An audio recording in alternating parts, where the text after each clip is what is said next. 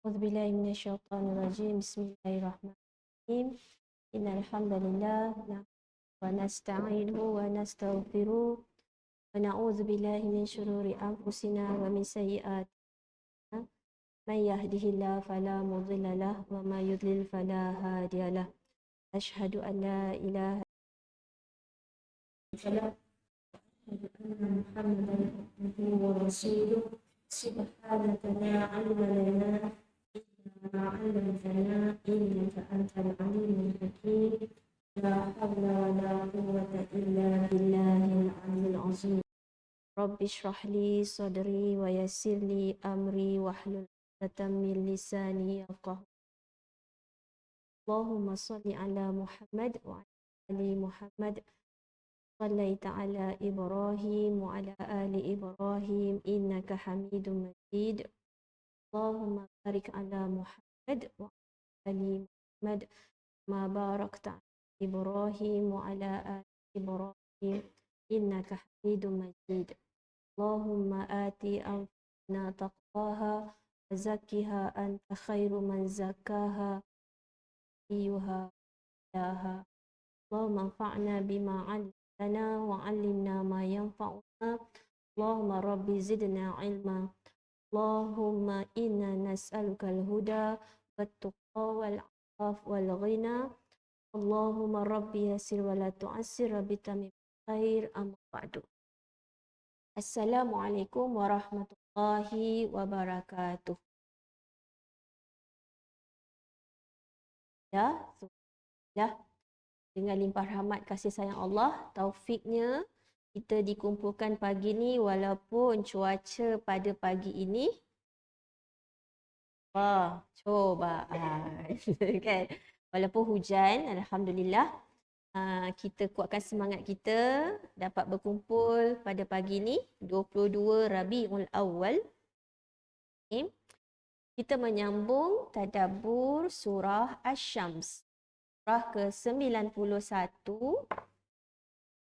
hanya 15 ayat. Alhamdulillah. A'udzubillahi minasyaitonirrajim. Bismillahirrahmanirrahim. Wasyamsi waduhaha wal qamari idza talaha wan nahari idza jallaha wal laili idza yaghshaha was samaa'i wa ma banaha wal ardi wa ma tahaha wa nafsin wa ma sawwaha فألهمها فجورها وتقواها قد أفلح من زكاها وقد خاب من دساها. Alhamdulillah, ayat yang begitu indah, kata-kata Allah yang sangat menenangkan jiwa jika kita benar-benar tadabbur dan tafakkur serentak.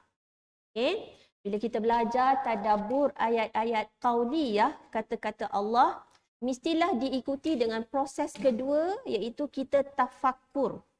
Kita bawa ayat ni ke alam, kepada penciptaan kita dan penciptaan alam ini. Subhanallah, ini adalah salah satu surah yang Allah bersumpah dengan 7 objek yang mata kita boleh melihat.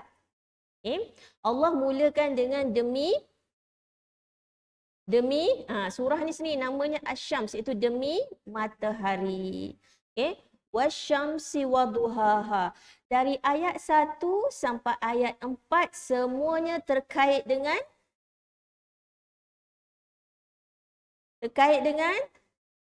matahari. Ya, saya tahu objek. Ayat 1 sampai ayat 4 sentral dia kata fokus dia ialah pada matahari. Demi matahari dan sinar yang mula-mula, iaitu sinar waktu duha. Okay? Di mana waktu duha ni selalunya orang semua aktif. Okay? Cergas, ceria. Allahu Akbar. Okay? Demi matahari. Lepas tu, wal qamari. Apa maksud wal qamari? Kita belajar huruf-huruf syamsiah, huruf-huruf qamariyah kan? Jadi qamar maksudnya bulan. Jadi dia berlawanan tak? Pasangan tak? Berlawanan tak? Berlawanan kan? Sebab matahari tandanya waktu siang, malam tandanya malam, gelap. Okay? Jadi matahari dan cahayanya, wal qamari idza talaha, bulan apabila mengiringinya. Okay? Maksudnya Allah nak beritahu waktu malam, cahaya waktu malam tu bukan daripada cahaya bulan, tapi sebenarnya cahaya bulan tu mendapat pantulan daripada matahari. Masya Allah, tabarakallah. Sebab tu daripada ayat 1 sampai ayat 4 semua berkait dengan matahari. Okay? Kemudian pada ayat 3, wan nahar. Apa maksud nahar? Itu dah betul-betul matahari menunjukkan, manifestasikan dirinya. Jadi seterang-terangnya. Wan nahari idza jallaha. Apabila matahari menampakkan. Maksudnya sinar dia tu dah memang terang benderang. Itu dah tak ada muskil lagi. Memang siang lah ni. Sangat-sangat cerah, sangat-sangat terang. Lawan dia ialah walail, iaitu malam apabila menutupinya. So, sampai tengah malam dah betul-betul gelap. Okay. Yang menutupinya, apa yang ditutupi? Matahari dah tertutup.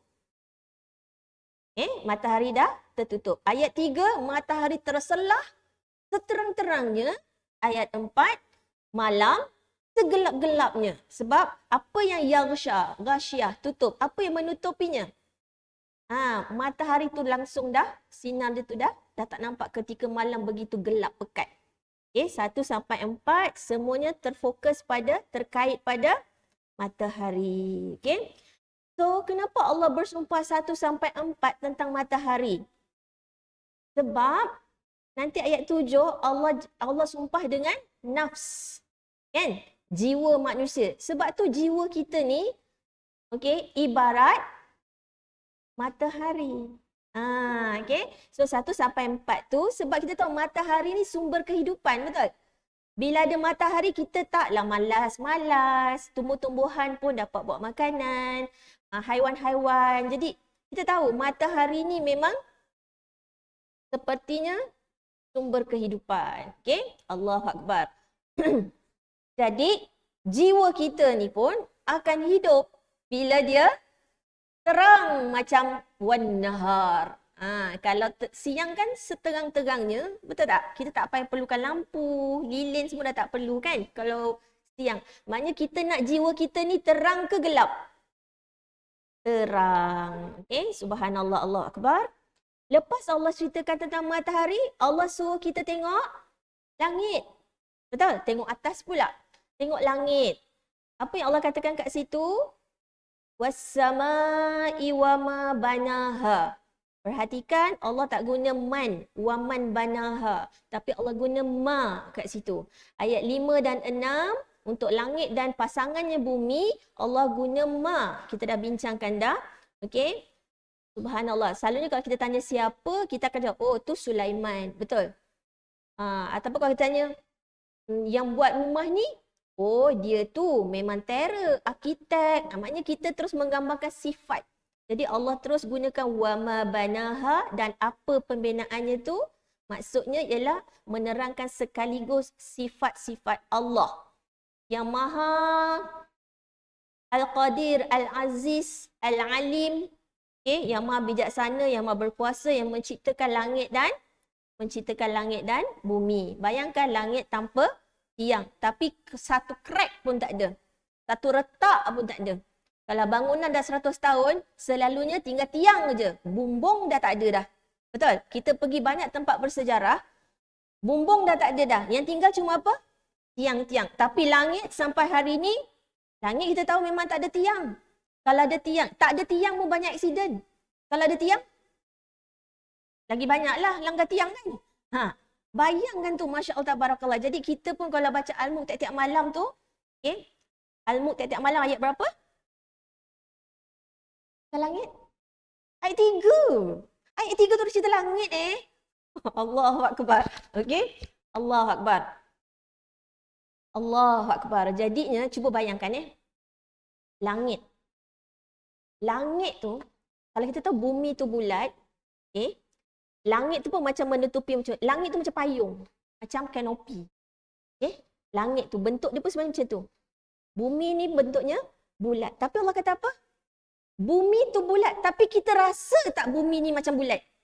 Sebab kalau bola kita letak dekat padang ke, atau dekat dalam air, besen ada air, bola tu akan sentiasa berputar-putar, tak akan tetap. Kalau kita lah kena berjalan atas bola, dekat dalam swimming pool, kat laut ke, boleh tak kita berjalan atas bola, tapi ada air? Tapi subhanallah, Allah jadikan bumi ni bulat, tapi kita buat rumah, kita berjalan, kita makan, kita tidur selesa tak? Rasa tak bergegar? Rasa tak bergoyang-goyang? Sebab tu Allah kata, was-sama'i wa ma banaha. Engkau tengok langit ni luasnya, padahal langit tu macam ni. Dia macam kanopi, menutupi bumi tu. Bumi ni pun bulat, tapi langsung tak rasa pun seperti kita berjalan atas benda yang melengkung.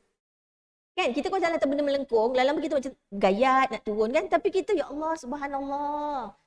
Sebab itulah bukti Allah Al-Karim. Betapa Allah ni sayang kat kita. Okay, tak payah pun kita minta, banyak tak Allah dah bagi? Banyak tak? Banyak. Subhanallah. Kadang-kadang kita lupa nak doa apa?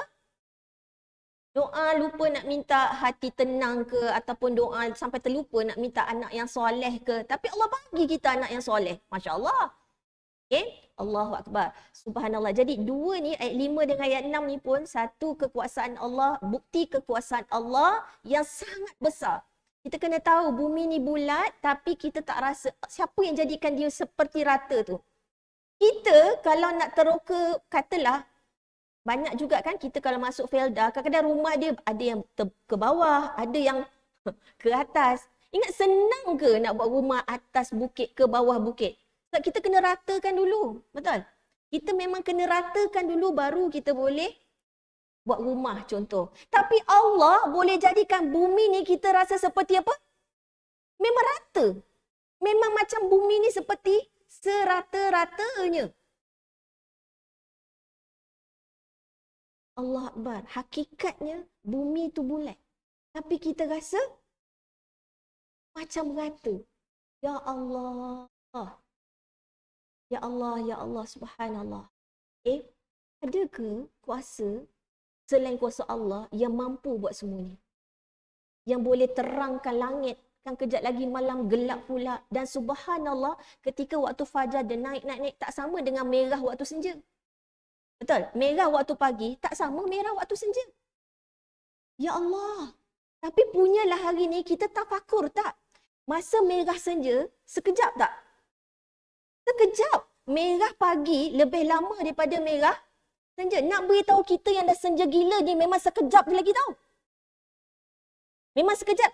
Dahlah senja tu, lepas hilang merah, apa lepas tu? Gelap. Kalau siang, merah pagi tu, dia nak menuju siang tu lama. Kita yang dah senja gila ni nak menuju gelap, sangat sekejap. So get ready. Sangat sekejap. Kita ni bila-bila masa boleh padam. Betul? Allahu Akbar. Okay, subhanallah. Kalau cerita pasal mati, memang ngeri sebab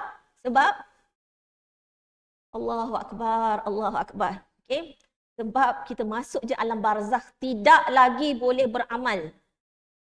Tidak lagi boleh nak beramal sekarang di alam dunia. Allahu Akbar. Subhanallah. Jadi daripada ayat 1 sampai ayat 6 adalah semua objek-objek dan fenomena yang sangat mengkagumkan, yang sangat besar, yang membuktikan hanya ada satu je kuasa yang boleh kontrol semua ni. Okay? Kalau ada lebih daripada satu Tuhan, mungkin pukul 10 dah gelap, tiba-tiba kan Tuhan yang lain pula, dia kata tak, aku nak gelap. Yang seorang lagi pula nak siang. Bayangkan tu So bukti Allah itu Maha Esa. Okay? Subhanallah, Allahu Akbar. Hebatnya Allah, Allahu Akbar. Okay? Allahu Akbar. Bila kita masuk dekat ayat 7, kita akan nampak, kita dah bincang lebar betapa specialnya kita. ciptaan Allah. Laqad khalaqnal insana fi ahsani taqwim. Itulah sebaik-baik ciptaan Allah berbanding dengan ciptaan-ciptaan lain. Wa nafsin wa ma sawwaha. Allah bukan sekadar bagi kita jasad, Allah bagi kita roh, Allah bagi kita ilham. So maksudnya dekat sini Allah nak beritahu disempurnakan, sawaha, disempurnakan kita ni sebab ada jiwa. Okay? Apakah jiwa itu? Fa'alhamaha fujuraha wa taqwaha. Kita diilhamkan dengan dua potensi. Apakah potensi itu? Potensi untuk fujur dan potensi untuk takwa. Subhanallah. So kita perhatikan daripada ayat 1 sampai ayat 6. Semua berlawanan, betul? Matahari, bulan. Lagi? Siang, malam. Lagi? Langit, bumi. Semuanya berlawanan kan? Kita pun bila sebut fujur, takwa, nak yang mana? Nak takwa kan? Tapi kenapa semuanya Allah cipta berlawanan? Cuba fikir. Itulah tadabbur, dia kena berfikir.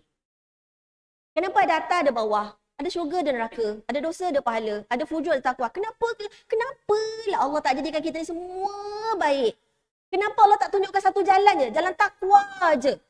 Kenapa Allah tunjukkan jalan fujur ada, kejahatan, jalan takwa je? Kan senang. Kalau cuma ada satu jalan je, apa dia? Jalan takwa je. Confirm aku berada di jalan yang lurus. Betul? Betul tak? Dia takkan salahkan diri dia. Dia tetap kata apa? Ini semua setan. Betul. Allahu Akbar. Allahu Akbar. Cuba kita perhatikan. Seandainya, tengok cantiknya sumpahan-sumpahan Allah nak bagi kita faham. Sebab tu Allah sumpah dengan objek-objek yang memang Allah saja boleh buat. Saya nak tanya, kalau alam ni malam je tak ada siang, indah tak? Indah tak? Penat dah tidur. Bila nak siang? Kan? Ataupun siang je tak jumpa malam. Indah tak hidup ni? Indah tak?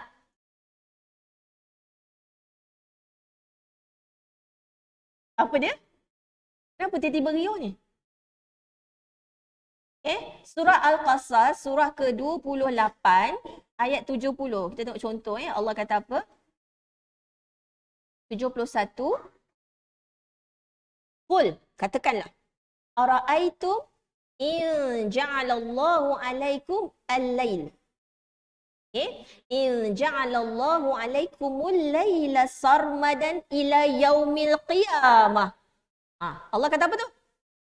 Bagaimana fikiran kamu jika Allah jadikan al-lail? Apa al-lail? Malam. Allah dah tanya sebenarnya. Subhanallah. Allah kata kalau Allah jadikan, bagaimana pendapat kamu? Kalau Allah jadikan malam terus sampai kiamat. Allah tanya tu. Bagaimana fikiran kamu jika Allah menjadikan malam kepada kamu tetap selama-lamanya sampai di kiamat? Tuman ilahun ghairullah yatikum bidya. Maka Tuhan yang mana selain Allah yang boleh mendatangkan cahaya sinar yang terang. Afala tasma'un. Mengapa kamu tak mahu mendengar secara memahami dan menerima kebenaran? Bayangkan kalau malam je semua sampai kiamat. Tuhan mana lagi yang boleh ciptakan siang? Dan ayat seterusnya, lawan dia.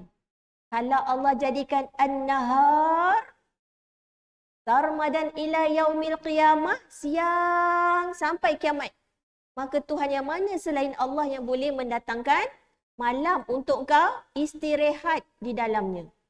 Afala tubsirun. Subhanallah, Allahu Akbar. Tadi afala tasma'un.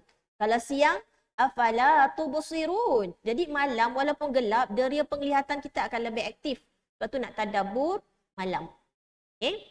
Subhanallah, Allahu Akbar. Kalau tak ada siang, macam mana kita nak berkerjaya, cari rezeki dan bercucuk tanam dan sebagainya? Okey? Tapi kalau malam, tak ada malam. Kalau siang je tak ada malam, bila pula nak rehat? Jadi sebenarnya balik pada soalan tadi, kan bagus kalau kita ni semua perangai macam malaikat. Indah ke dunia ni? Indah ke dunia ni sebenarnya? Kalau kita soleha, suami soleh, anak soleh-soleha. Itu semua kita nak kan? Hakikatnya dapat tak? Kenapa tak dapat? Ada juga select di sana sini. Kenapa?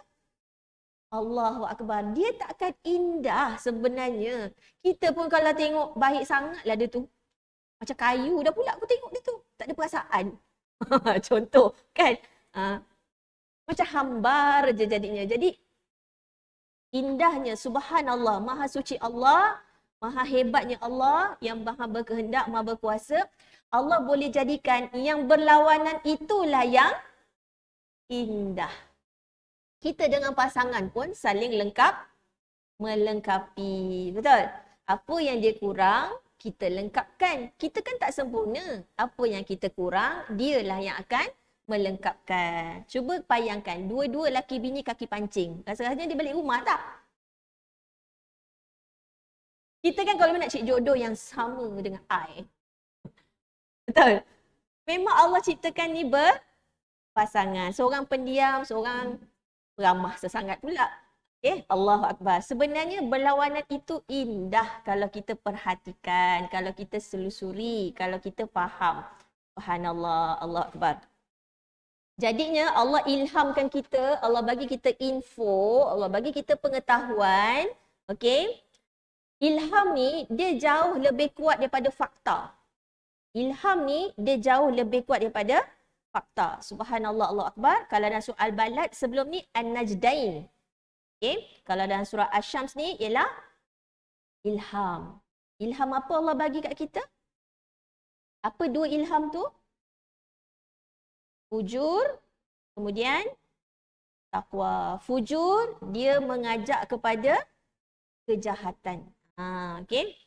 Sebab tu waktu fajar.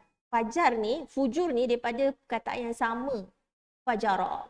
Fajara ni maksudnya membelah. Maksudnya bila masuk waktu fajar, maknanya dah ada cahaya yang membelah kegelapan malam tu. Okay? Sebab tu orang yang durhaka kita panggil? Orang yang telah menolak ataupun membantah perintah Allah, kita panggil dia fajir. Fajir. Tapi kalau terus menerus melawan perintah Allah, kita panggil fajarah. Dalam surah Abasa, ingat tak surah Abasa? Surah ke-80, ayat 42. Ayat terakhir, surah Abasa. Ulaika humul kafaratul fajarah. Itu maksudnya durhaka yang terus menerus. So asal ilham buat jahat tu namanya fujur. Tapi bila terus juga melawan perintah Allah, namanya fajir. Tapi tak berhenti, fajarah. Maksudnya dah teruk sangat dah tu. Selalunya bahasa Arab ni, bila dia ada tambah tak ni, dia akan jadi lebih kuat. Contohnya alim, seorang yang berpengetahuan kan. Berpengetahuan. Bila kita panggil al-alamah, tambah tak lagi hujung tu, maknanya dia sangat power ilmu dia. Kita panggil al-alim, kita panggil guru kita al-alim. Tapi kalau kita dengar, penceramah tu ialah dipanggil al-alamah, itu maknanya power. Dah tambah tak. Jadi bila dah tambah tak dekat hujung ni, macam ni, maknanya teruk tak ni? Teruk betul lah ni. Dia tak berhenti buat durhaka. Itulah bahasa Arab. Dia tambah je, dia dah menunjukkan kesan yang bertambah. Tambah huruf je. Masya Allah, tabarakallah. Maknanya dia terus menerus merobek ataupun melanggar aturan Allah. Kalau waktu fajar, dia merobek apa? Dia macam mengoyak lah, merobek. Waktu galak malam, sebab ada cahaya yang tu dah masuk waktu fajar. Fajar sidik. Fajar sadik. Subhanallah, Allah Akbar. Jadinya, bila Allah kata Allah dah bagi kita dua ilham, ilham fujur dengan ilham taqwa, Maksudnya Allah dah bekalkan kita dengan dua pengetahuan. Benda jahat dengan benda baik. Subhanallah. Sebenarnya hati kita tahu tak sesuatu tu baik atau buruk? Sebenarnya hati kita tahu.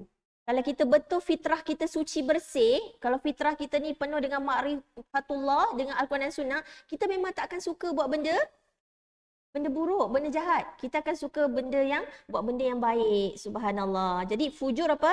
Keinginan nak buat sesuatu keburukan. Tapi kalau ilham taqwa, dia nak buat sesuatu yang baik.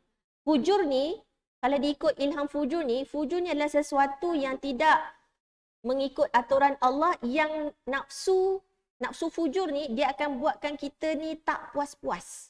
Tak cukup-cukup. Macam tu Subhanallah. Jadi nafsu fujur ni dia akan buat jiwa seorang manusia tu tak puas. Nafsu ni memang selalunya, nafsu ni sifat dia kalau nak sesuatu tu, dia nak nafsu tu dia nak benda yang dia nak tu dipenuhi. Kalau ditambah pula dengan hawa tu kecenderungan nak seronok-seronok, nak selesa. Jadi Melayu lagi hebat, hawa nafsu. Dia combine sekali dua. Sebenarnya nafs lain, hawa lain. Tapi kalau dah teruk tu, Melayu dia tambah lah macam dalam bahasa Arab, dengki tu hasad. Tapi orang Melayu, hasad dengki. Double lah. Okay? Hawa nafsu. Hawa tu benda yang kita cenderung. Nafs ni bukan semuanya jahat. Betul? Kita ada nafsu mutmainnah. Tapi kalau orang Melayu, hawa nafsu dia automatik tu dipandang apa? Jahat. Satu, kalau belajar bahasa Arab, kita akan lebih, insyaAllah kita akan lebih faham terms Al-Quran. Subhanallah, Allahu Akbar. Jadi, fujur tu, nafs tu menjadikan kita ada syahwat. Syahwat tu yang membuatkan, syahwat tu daripada hawa tu lah, dia akan membuatkan kita nak, dia kalau dah nak tu, dah datang syahwat tu, jam-jam tu nak juga. Dan mesti dipenuhi dan tak puas. Subhanallah, Allahu Akbar. Ulama juga mengatakan, dia ada wa kat sini kan. Wa ni dan kan maksudnya kan. Subhanallah, betapa rahmat kasih Allah. Perhatikan, fujuraha wa taqwaha. Macam mana jahat pun kadang-kadang kita ni dengan kasih Allah, jahat macam mana pun, tapi sebenarnya dia nak tak anak dia seorang anak yang baik. Walaupun dia pencuri yang sangat teruk, yang sangat jahat, dia pembunuh, tapi dia tetap nak anak dia anak soleh kan. Betul tak? So dalam durhaka tu, satu sebenarnya dua-dua ni dah ada. Dia bila datang ilham takwa tu yang dia nak bertaubat. Tapi dalam kita bertakwa, ada tak fujur? Elok dah, solat, sedekah, datang pula riak. Datang pula ujub. Jadi dua-dua ni sebenarnya ada dalam diri kita semua. Dalam buat jahat, sebenarnya dia ada terdetik, bila aku nak taubat ni? Bila aku nak berhenti buat kerja ni? Kerja jahat lah. Sebab tu dia ada wa tengah-tengah. Dan dalam kita buat baik pun ada potensi untuk rosak amalan tu. Ada fujurnya. Sebab itulah datang ayat 9. Allah kata apa? Qad. Sesungguhnya. Aflaha. Berjayalah. Kalau kita belajar bahasa Arab, aflaha ni fi'il madhi. Maknanya past tense. Benda dah jadi. Kenapa benda dah jadi? Bukan akan jadi. Seperti je kalau kita faham, beruntunglah orang yang menyucikan jiwa. Maksudnya dia akan untung. Bila dia menyucikan jiwa dia. Tapi ayat ni, pasti beruntunglah orang yang menyucikan jiwanya. So, kita jumpa kalau ayat Quran, kalau dia past tense, walaupun belum jadi, hati kita dah bersih ke? Belum. Kita kan dalam proses nak bersihkan hati, betul? Bayangkan Allah pujuk kita, kasih Allah besarnya dekat kita. Maknanya kita dalam proses nak bersihkan hati kita yang kotor ni pun Allah jamin. Berjayalah kau. Maknanya kita mula je nak bersihkan hati kita.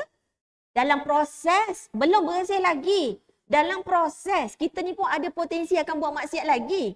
Walaupun dah taubat, betul? Tapi Allah kata apa? Jayalah kau. Macam kita tengok anak kita belum periksa, tapi tengok gaya dia tu kan. Dengan studinya kan. Dengan cakap kita tu pun Alhamdulillah dia ikut, dia jaga solat dia kan. Kita kata apa? Jayalah kau nak. Walaupun dia belum buat balik result pun. Tapi kita dah macam, jaya ni anak aku ni.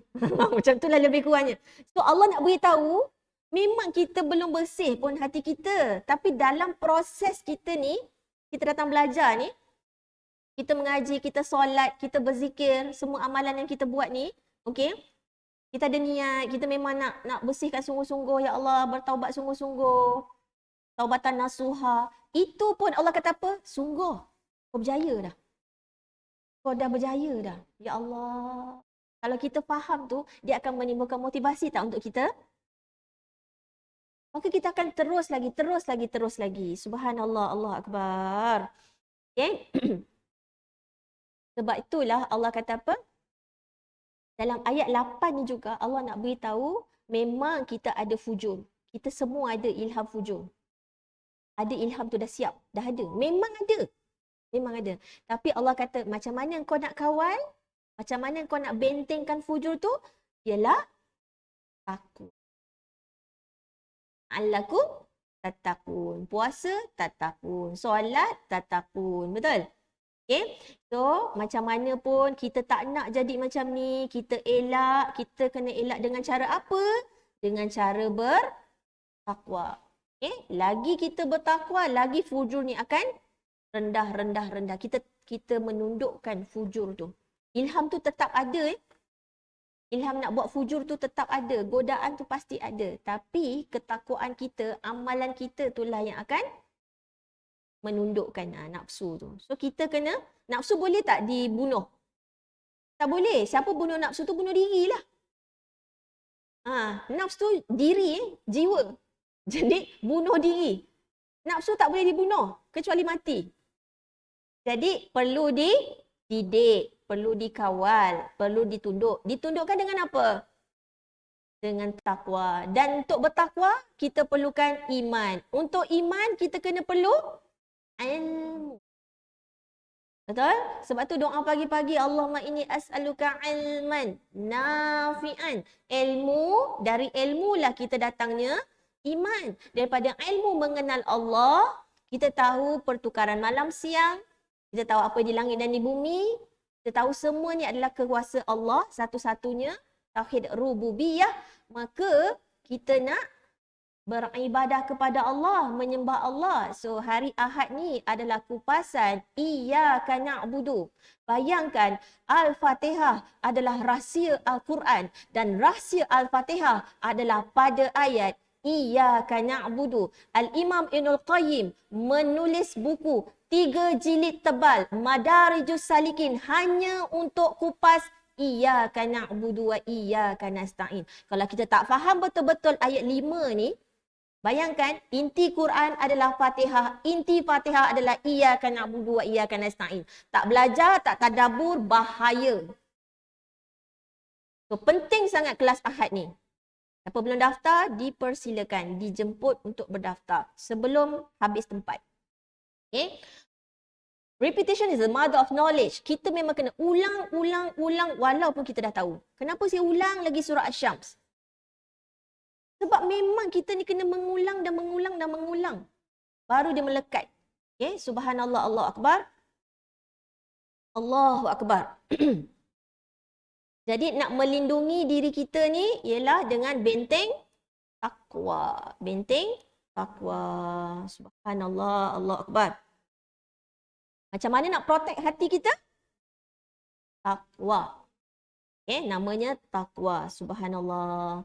Jadi Rasulullah kata apa? Kita tahu tak sesuatu tu baik ke buruk? Kita tahu tak sesuatu baik ke buruk? Hadis Rasulullah SAW. Okay? Hadis Nabi. Sahabat tanya kepada Rasulullah SAW. Okay? Hadis riwayat Muslim. Ya Rasulullah. Okay? Apa itu kebaikan? Apa itu dosa? So Rasulullah menjawab, al-birru husnul khulqi wal ithma ma haka fi sadrik. Wa karihta an yattali alaihin nas. Kebaikan adalah albir. Kan ada nama Allah kan? Albir. Kebaikan adalah akhlak yang baik. Sedangkan dosa, nak tahu benda tu dosa ke tak ialah perbuatan tu kalau kita buat rasa sempit dada, lepas tu kau sendiri tak suka perbuatan tu dan kau tak nak orang tahu. So benda yang jahat ni selalunya orang nak buat sorok-sorok kan? Buat waktu gelap, orang tak nampak. Okay, itulah dosa. Okay, itulah beza kebaikan dengan dosa. Subhanallah, Allahu Akbar. Okay. Jadi dah boleh faham 1 sampai 8 semuanya ayat 1 sampai ayat 8 surah Asy-Syams semuanya Allah tunjukkan berlawanan. Seperti konflik lah. Okey, pernah tak langit bertemu bumi? Setakat kita hidup lah ni. Tak ada kan? Tak pernah kan? Memang terpisah.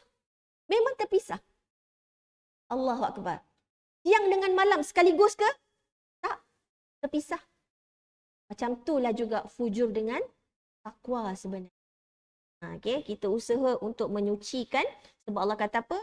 Berjayalah engkau, berjayalah bagi siapa yang menyucikan jiwanya. Subhanallah, Allah Akbar. Bayangkan, bulan dengan matahari dia tak ada sekali keluar serentak. Betul? Dan itulah yang indahnya. Bayangkan, matahari dengan bulan, dia walaupun terpisah, tapi mendatangkan manfaat antara satu sama lain. Dia boleh bekerja sama dengan harmoni. Bekerja sama dengan harmoni menjadikan fenomena yang begitu indah. Subhanallah, Allah Akbar. Jadi indah tak sumpah-sumpah Allah? Indah. Sangat-sangat indah. Kalau tak, kita takkan perhati semua ni. Kalau Allah tak beritahu dalam Quran macam ni, kita tahu ke? Kita boleh perhatikan tak alam ni?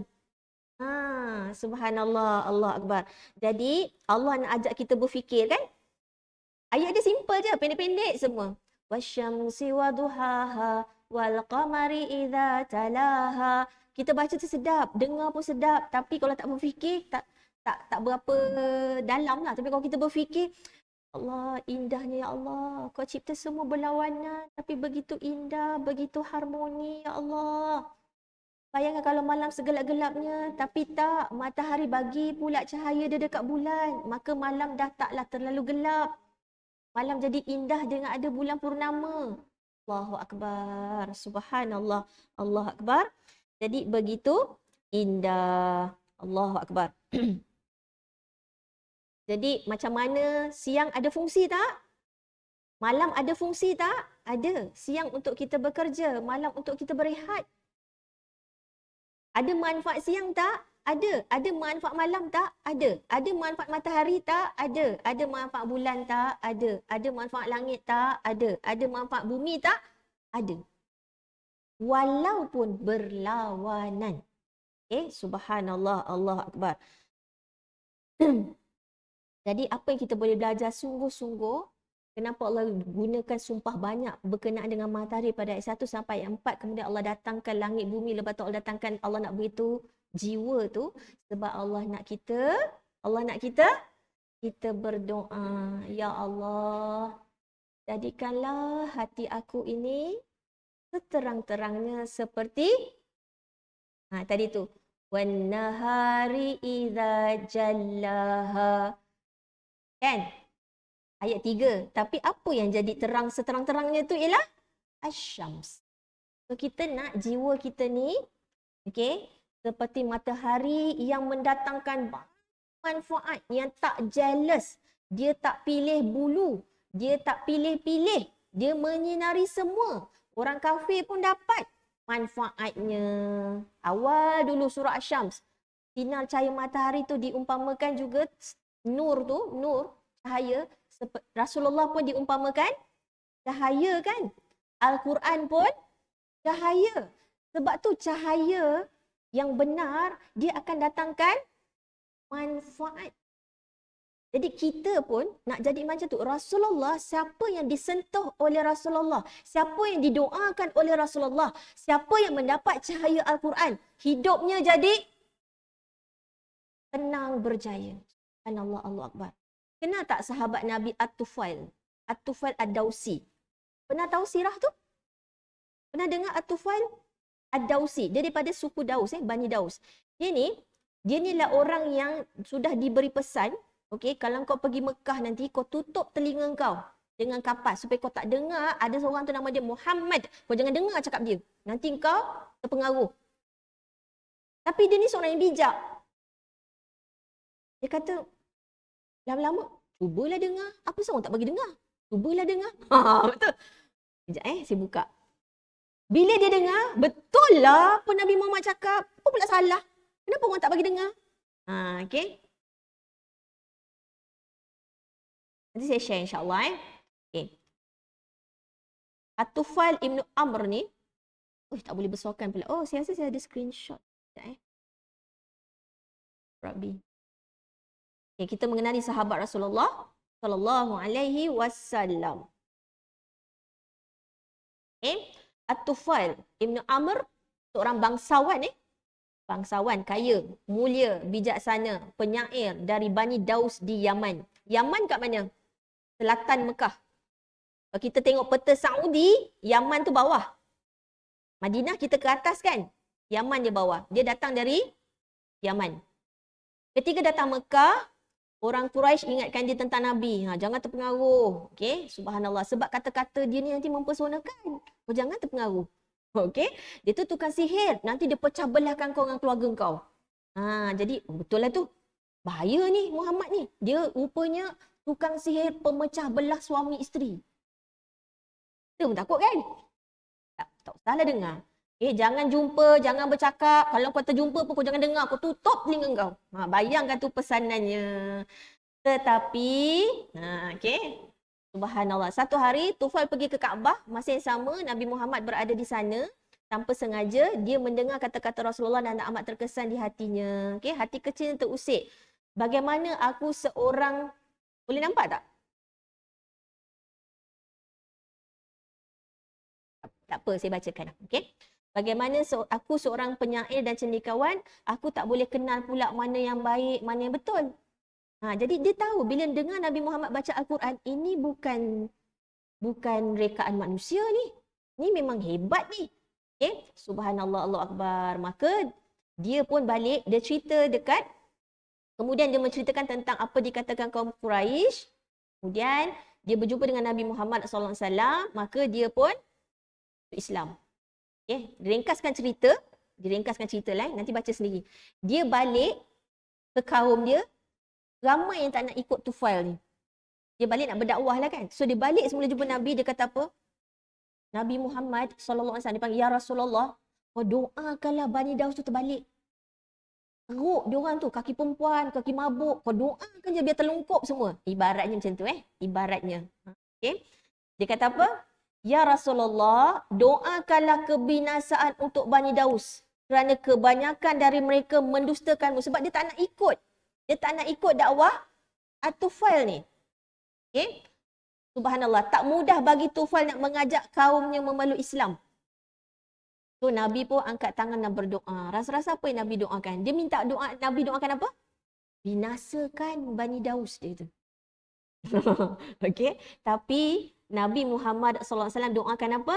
Ya Allah, berilah hidayah kepada kaum Bani Daus. Rasulullah doakan dapat hidayah. Dia suruh doakan apa? Binasakan. Tapi itulah Nabi Muhammad, cahaya. Kan? Maksudnya matahari yang mendatangkan manfaat pada semua. Rasulullah juga diumpamakan cahaya yang menerangi, yang mendatangkan manfaat, yang mendatangkan kebaikan, keselamatan, kebahagiaan. Begitu juga cahaya Al-Quran. So Nabi Muhammad doakan semua dapat hidayah kepada kaum Bani Daus. So dia pun, Nabi cakap dengan Tufail, kembalilah engkau kepada kaummu, serulah mereka kepada Islam dengan lemah lembut. Kita baru belajar nama Allah Ar-Rafiq, yang maha lembut. Tahu tak apa kata-kata terakhir Nabi sebelum wafat? Bukan umati Umati-umati tu waktu Nabi, waktu lain. Ni menjelang wafat, Nabi sebut apa dengan Aisyah radhiyallahu anha? Maknanya antara dunia dengan kematian, Nabi memilih untuk bertemu Ar-Rafiqul A'la. Ar-Rafiq. Nabi sebut Ar-Rafiq, yang maha lembut. Nabi tak sabar nak jumpa Allah Ar-Rafiqul A'la. Okay? Subhanallah. Sekarang Nabi kata, kau balik Tufail, kau pergi dakwah pada kaum kau. Tufail sangat terkesan dengan sikap baginda, dia segera kembali ke kampungnya dan berdakwah pada kaumnya dengan sabar dan lemah lembut. Pada tahun 7 Hijrah, dia berhijrah ke Madinah dengan 70 keluarga. Tufail dapat bawa masuk Islam berapa? 70 keluarga. Kalau satu keluarga ada 10 orang anak, 70 kali 10, berapa? Bukan 70 orang tau. 700 orang masuk Islam. Dia terkesan dengan akhlak baginda Nabi Muhammad SAW yang dia suruh doakan binasa, tapi Nabi doakan, Ya Allah berilah hidayah. So kita kalau dah geram sangat ke anak kita, kita doakan apa? Ya Allah jadilah kau imam Masjidil Haram. Macam gitu. Ini tak selamatlah hidup kau. Janganlah macam tu. Kau jangan panggil aku mak. Ubah. Kita doakan terus. Betul? Ya Allah, jadikanlah anak aku imam orang-orang yang bertakwa. Subhanallah. Okay? Antara yang masuk Islam di bawah ajakan Tufail, tahu tak siapa? Tahu tak siapa? Kenal tak Abu Hurairah? Orang yang paling banyak meriwayat hadis Nabi. Kita dah belajarkan, seorang je kau tunjuk jalan kebaikan. Berapa banyak kebaikan kau dapat? Tufail ni, antara yang dia dakwah ialah Abu Hurairah. Subhanallah. Hari ni sampai hari ni kita sebut Abu Hurairah. So pahala tu ada tak untuk Tufail? Ya Allah tabarakallah. Okay, kita jangan berhenti. Ajak kawan-kawan tadabbur Quran. Subhanallah. Sebab Abu Hurairah daripada suku Bani Daus. Daripada Yaman. Okay. Berapa tahun Abu Hurairah jumpa Nabi? Bersama dengan Nabi. Berapa tahun? 3 ke 4 tahun je. Kita berapa tahun dah Islam? Dah berapa hadis dah kita hafal? Allahu Akbar. Okay. Abu Hurairah 3 tahun. Abu Hurairah ni ahli sufah. Kita belajar Riyadhus Shalihin tu orang miskin kan, doa fak. Beratus sahabat Nabi ahli sufah. Maksudnya apa? Gelandangan, tak ada rumah, miskin. Tapi berapa banyak riwayat hadis? Kita hari ni kenapa tak pandai? Sebab si orang miskin. Punca tak pandai, miskin juga. Padahal zaman Nabi, sahabat Nabi macam mana? Allahu Akbar. Subhanallah, Allahu Akbar. Allahu Akbar. Memang kena belajar semua. Quran belajar, hadis belajar, sirah belajar, sahabat-sahabat Nabi. Kita kena tahu. Dia akan mengukuhkan lagi, mudah-mudahan, keimanan kita. Masya Allah, tabarakallah. Jadi, apa kita nak nampak kat sini? Matahari tu, sebagaimana matahari adalah sumber kehidupan, jadi nafs kita ni, jiwa kita ni, biarlah macam matahari, bersinar-sinar. So, kalau kita mensucikan jiwa kita, okay, maka ilham taqwa mendominasi jiwa kita jadi terang benderang. Sebab tu ayat 1, wasyamsi waduhaha. Duha, cahayanya belum begitu terik. Tapi bila kita banyak sangat belajar Asmaul Husna, okay, belajar kenal apa itu syirik, maka kita jauhkan daripada syirik. Kita bersihkan jiwa kita. Kita tauhid betul-betul. Okay, kita jaga semua amalan kita. Yang wajib maupun yang sunat, tinggalkan yang makruh, apatah lagi yang haram, maka jiwa kita akan jadi apa? Ayat 3. Terang benderang. Wan nahari idza jallaha. Daripada duha sampai kita nak, ya Allah, jadikan hati aku, jiwa aku ni seterang-terangnya. Macam kemuncak siang tu, pukul 12 tengah hari, betul-betul terik, betul-betul panas, betul-betul terang. Faham tak ni? Jadi kalau kita bawa dalam solat surah Asy-Syams ni, okay, kita menjiwai, okay, Maksud saya apa yang kita tadabbur ni, kita bawa masa kita solat tu, apa yang kita minta. Sebab solat itu ialah doa kan. Bismillahirrahmanirrahim. Wasyamsi waduhaha wal qamari idza talaha. Aku nak jadi matahari, tapi biarlah anak-anak aku macam bulan tu ya Allah. Dia mengikut matahari, betul? Bulan tu jadi terang pantulan matahari. Anak-anak kita nak anak-anak yang taat. Jadi macam bulan tu, dia mendapat pantulan. So kita nak anak kita soleh, kita dulu kena soleh. Jadi anak tu akan ikut. Kita nak jadi pemimpin yang soleh. Pengikut kita akan jadi soleh. Kita nak jadi kawan, kita nak jadi kawan yang macam matahari. Dia pun dapat manfaat daripada kita. Kita boleh bagi dia ilmu, share knowledge, ajak dia buat benda baik. Amar ma'ruf nahi munkar. So pengikut-pengikut kita, wal qamari idza talaha. Setiap yang ikut kita pun akan dapat manfaat. So bila kita baca surah Asy-Syams ni, apa yang kita nak tu dengan pemahaman, baru kita akan meresap betul-betul. Baru kita tengok langit, tengok matahari, tengok malam, tengok siang, kita akan rasa, ya Allah, ya Tuhanku, hebatnya. Hebatnya Engkau ya Allah. Hebatnya surah Asy-Syams.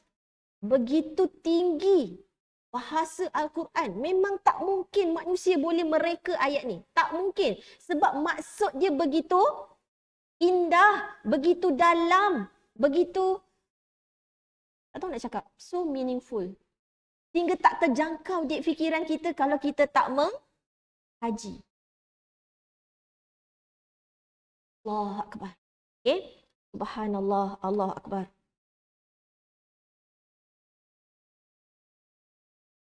Subhanallah.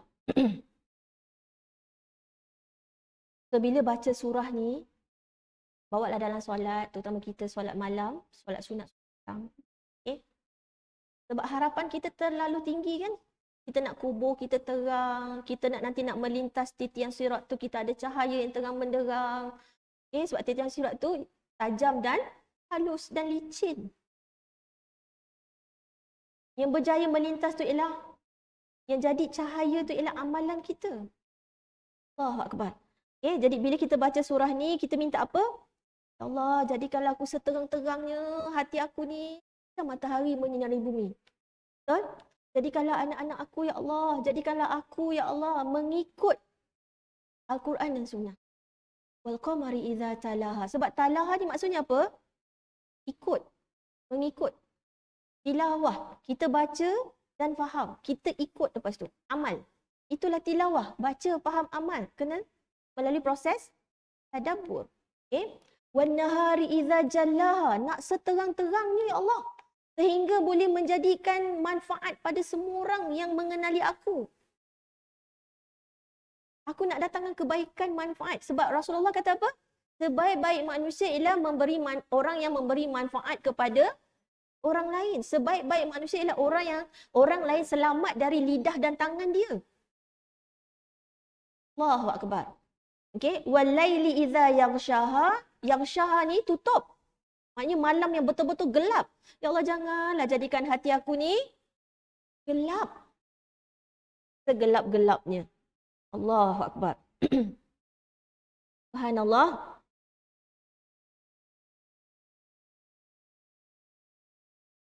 Macam mana ada siang, ada malam, begitulah potensi jiwa kita. Boleh seterang-terang matahari, ingat, boleh juga segelap-gelap. Jaga-jaga. Sebab tu istiqamah. Itu penting. Jangan tinggalkan majlis ilmu. Online ataupun offline. Tak boleh. Sebab dua-dua boleh. Macam mana ada siang, ada malam. Itulah jiwa kita. Boleh seterang-terangnya dan boleh segelap-gelap je. Na'udzubillah min zalik. Okay.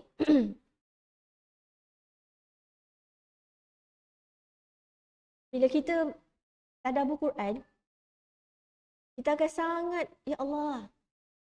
Allah bagi kita akal. Allah bagi kita deria. Allah suruh kita berimajinasi. Bila kita baca surah ni contoh, Allah ajak kita apa? Membayangkan. Jadi semua data-data kita tentang Allah, okey, ilmu Asmaul Husna, nama dan sifat-sifatnya, perbuatannya, siang malam ni semua ni, okey. Bila kita baca Quran, kalau kita tak faham apa yang Allah nak bagi tahu seperti yang kita tadabbur ni, dia menjadikan manusia tu macam nak cakap tak sensitif dengan perubahan, betul? Bila kita dah tadabbur, siangan malam tu kita akan rasa begitu ajaib. Kalau tak kita rasa siang malam ni apa? Sama je. Biasalah. Malam tidur. Kan? Masuk, senja, masuk, kejap lagi malam, gelap. Dah, tu je. Esok siang bangun, pergi kerja. Basuh baju, kemar rumah, siram pokok. Bila kita tadabbur, lepas tu kita tafakur, setiap kali kita tengok langit, sebab itulah dalam surah Al-Mulk kan, farji'i, maka ulang lagi tengok langit tu. Sebab di langit itulah ada matahari, ada bulan.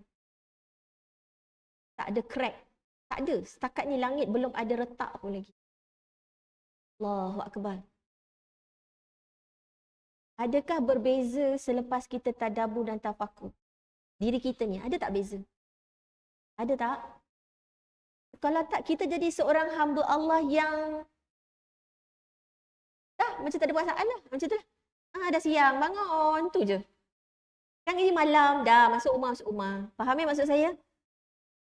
Sungguh, sebab itulah Rasulullah kata, sunnah bangun pagi, kita baca surah Ali Imran. Sebelum tidur, baca surah Al-Mulk.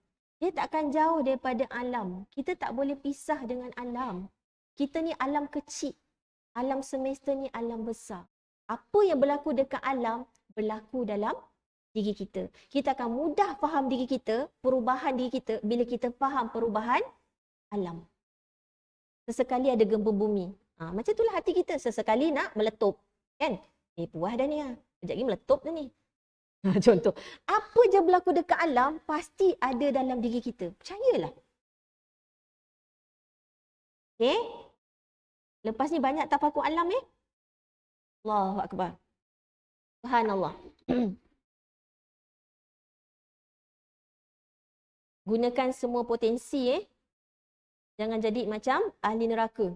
Dan surah Al-Mulk. Apa penyesalan ahli neraka? Ayat 10. Hafal dah kan?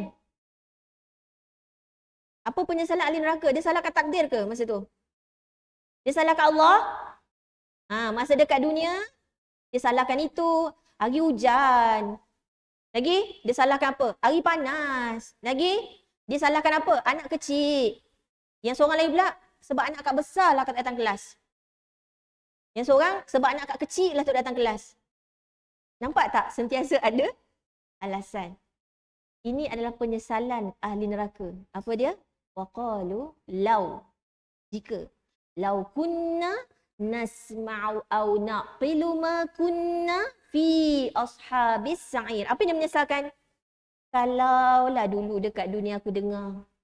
Lepas tu aku faham ayat Quran, ayat kauniyah. Tentulah tak masuk dalam kalangan ahli. Masa tu boleh patah balik. Sekarang bolehlah salahkan cuaca, salahkan orang, salahkan takdir. Tu tak sempat, tu nak buat ni. Macam-macam lah alasan kita. Tapi Allah dah beritahu dah sebelum kita tidur. Kok besok tak bangun? Kok malam ni last? Besok dah masuk alam lain. Entah-entah petang ni. Nak tak skrip ni? Nak tak skrip ni? Nak tak kalau kita yang cakap ayat ni? Tak nak kan?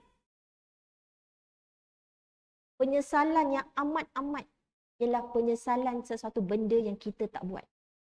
Okay? Jangan sampai kita tergolong dalam golongan ya Allah. Na'udzubillah min zalik. Jangan. Okay? Penyesalan tu. Tak tahu hari ni, paksa anak hafal surah Al-Mulk. Paksa cucu hafal surah Al-Mulk. Bukan pergi belikan mainan je. Janji bawa ke sana, bawa ke sini. Sebab nanti dia akan menyesal kalau dia tak faham surah Al-Mulk. Kalau dia tak faham kenapa Nabi suruh baca Al-Mulk sebelum tidur. Okay? supaya dia tak menyesal nanti. Supaya kita pun tak menyesal. Okay? Allahu Akbar.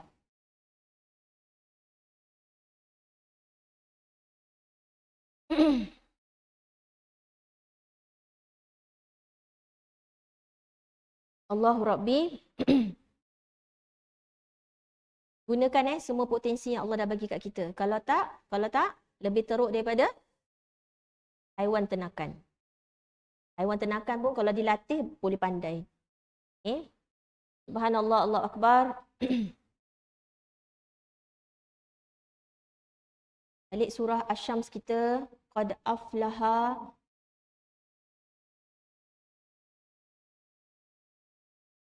Aflaha, beruntung. Apa maksud beruntung kat sini? Dalam Al-Quran, terms bahagia ni, berjaya, kita ada as-sa'adah, kita ada faz. Tapi dalam ayat ni Allah guna aflah. Kenapa Allah guna aflah? Hari tu kita belajar hadis kan? Ahlus sa'adah. Tapi kat sini Allah tak guna sa'adah, Allah guna aflah. Apa bezanya? Aflah ni macam kita dalam azan kan? Hayya 'alal falah. Kan? Lagi satu kita baca tadi tu bangun tidur Ali Imran ayat 200, la'allakum tuflihun. Surah Al-Baqarah ayat 5. Surah Al-Baqarah ayat 5. Ulaika ala hudam min rabbihim wa ulaika humul muflihun. Surah Al-Mu'minun, qad aflahal mu'minun. Kenapa aflah? Sebab aflah ni Allah nak tunjukkan dekat kita dalam konteks ayat surah Asy-Syams ni. Okey, qad aflaha man zakkaha. Sebab dalam bahasa Arab, petani pun dipanggil al-fallah. Petani. Maksudnya berjaya setelah berusaha. Faham? Istilah falah, aflaha, ialah kejayaan selepas mengusahakan. Setelah bersusah-susah dulu. Setelah bersakit-sakit dulu. Baru datang aflah. Memang kena lalui proses tu. Proses apa? Tazkiyatun nafs.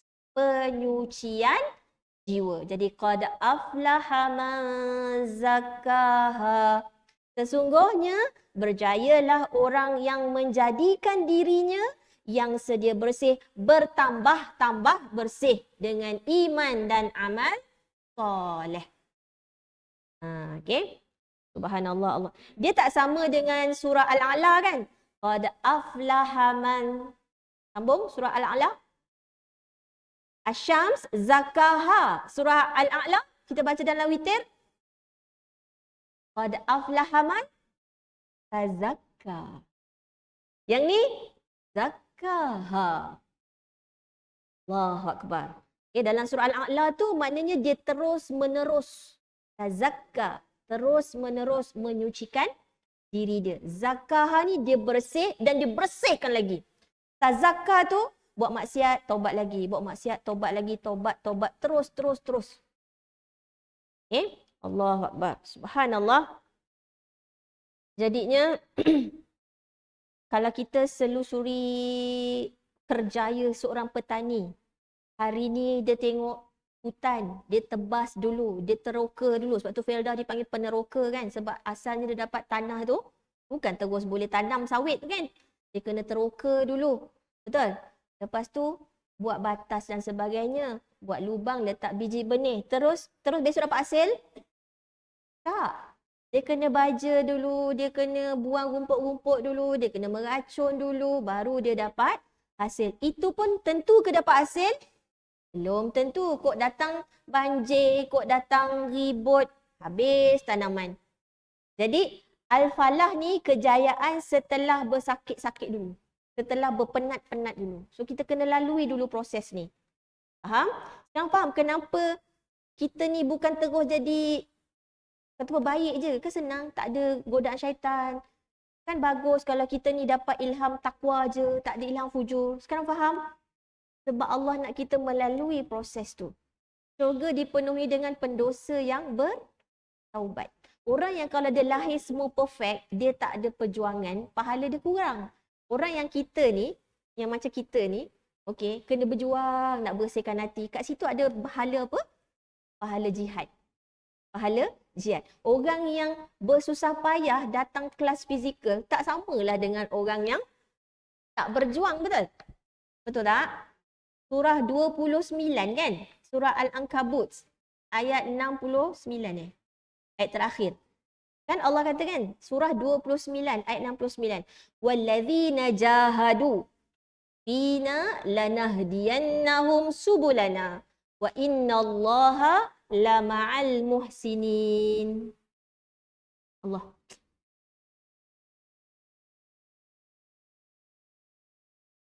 Okay. Surah Al-Ankabut surah 29 ayat terakhir. Kita nampak apa? Dan orang-orang yang berusaha, jahadu, yang berjuang, yang berjihad. Orang yang berusaha dengan bersungguh-sungguh kerana memenuhi kehendak agama kami. La ni la taukid, pasti. Pasti kami akan tunjukkan mereka. Lanahdiyannahum. Ada sabdu lagi, nun sabdu, ada lam, la. Jadi 2 kali taukid. Allah tegaskan, sungguh pasti kami akan tunjukkan dia jalan-jalan kami. Sungguh Allah bersama dengan orang yang muhsinin. Sebab itulah apa-apa pun dia tak sama orang yang berjuang dengan tak berjuang. Bayangkan, kalau kita ni tak pernah rasa susah nak dapat sesuatu benda, okay, orang yang bersusah payah nak dapat sesuatu dengan orang yang dapat dengan senang, mana yang lebih pandai bersyukur? Mana kesyukuran dia lebih tinggi? Macam kita yang dulu anak susah, saya nak orang susah. Okay. Ketika memang saya kalau tengok kapal terbang tu, memang nak sangat kapal terbang. Dulu saya kecil-kecil. Saya kalau tengok kartun je pun. Main snow. Main ski. Saya punya berangan dah sampai dah situ. Tengok kartun je pun. Itu memang berangan. Jadi bila betul saya dapat main snow, first thing in my life saya nampak snow turun. Waktu saya basuh pinggan masa tu sebenarnya, saya nampak benda terbang-terbang. Apa benda yang terbang-terbang ni? Rupanya saya tengok bawah, dah putih. Snow turun. Tak sama dengan orang yang hari ni mak bapak belikan tiket main snow. Sama tak? Sama tak? Tak sama. Di zaman saya, kita dulu tak ada mobile phone. Betul? Saya kena turun naik bangunan Mara tu nak menguruskan saya pergi sana. Sendiri. Tak ada mak bapak teman. Tak sama dengan sekarang ni anak-anak kita belum dapat result dah pergi dah melancong kan. Allahu Akbar. Kita yang dapat pergi umrah, pergi haji dengan bawa cucu yang tak tahu apa-apa pergi umrah, sama tak? Sama tak? Tak sama. Sebab tu jihad tu berusaha membersihkan jiwa kita. Sekarang faham tak kenapa kita ni ada fujur? Ada godaan-godaan syahwat tu. Sebab Allah nak bagi kita peluang berjihad, berjuang, melawan mujahatun nafsu. Melawan. Okay? Allahu Akbar. Subhanallah. Tak sama. Tak sama orang yang tak ada benda yang dia nak berdoa. Kan? Semuanya soleh. Tak sama dengan orang yang diuji anak, diuji suami, diuji harta benda. Sama tak doa dia orang? Diuji sakit. Sama tak? Kita sihat kan kita lupa. Kita memang tak lupa berdoa. Tapi gaya kita berdoa tu, makan sedap je, selera je. Orang yang susah nak telan tu macam mana? Kan? Allahu Akbar. Subhanallah. Baru sakit gigi pun kita dah menderita. Okay? Apa maksud aflah? Telah beruntung. Tapi dalam bahasa Arab, kalimah aflaha ni Allah pilih sebab dia dah melalui proses dulu. Seperti seorang petani. Okay? Maknanya dia dapat bahagia selepas dia bertindak, selepas dia berjuang, selepas dia bermujahadah melawan bisikan syaitan, hawa nafsu dia lagi, kawan-kawan dia lagi, okey, dan sebagainya. Subhanallah.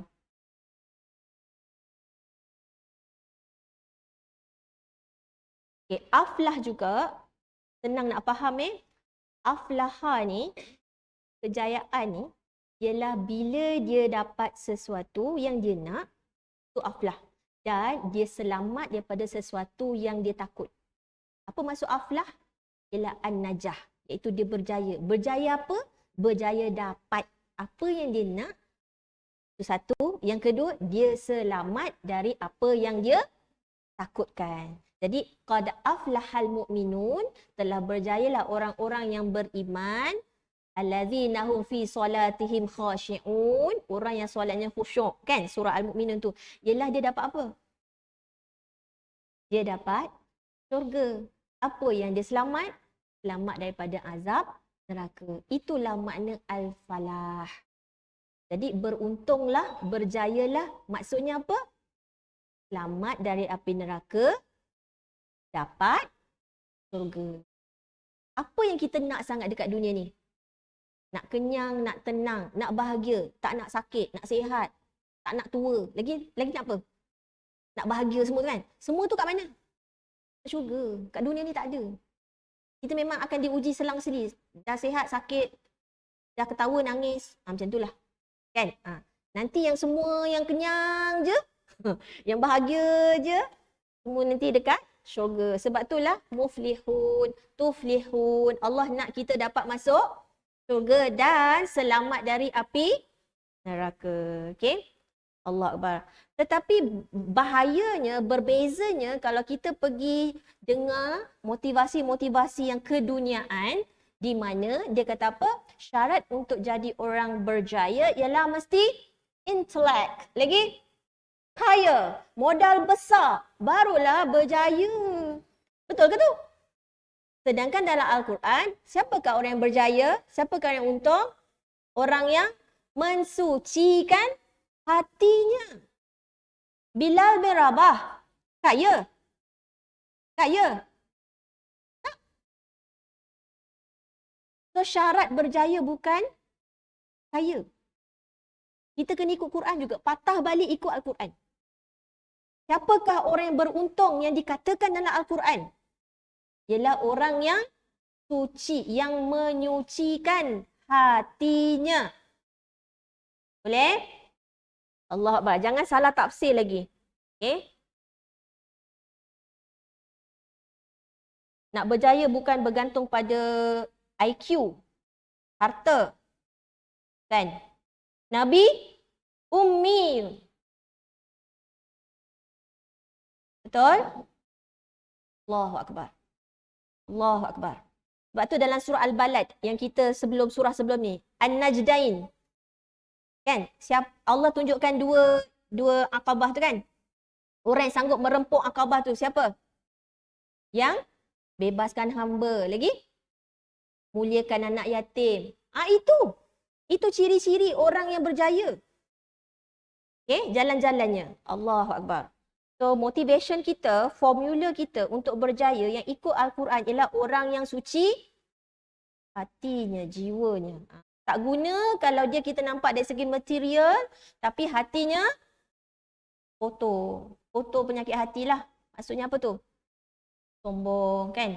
Ujub, riak, hasad. Subhanallah, Allah Akbar.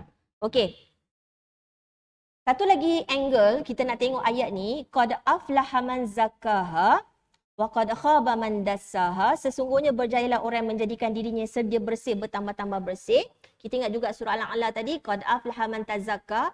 Maksudnya tersiratnya ayat ni sebenarnya Allah nak beritahu apa? Hati kita sebenarnya memang bersih ke? Sebab kita akan bersihkan baju, bersihkan rumah bila kotor.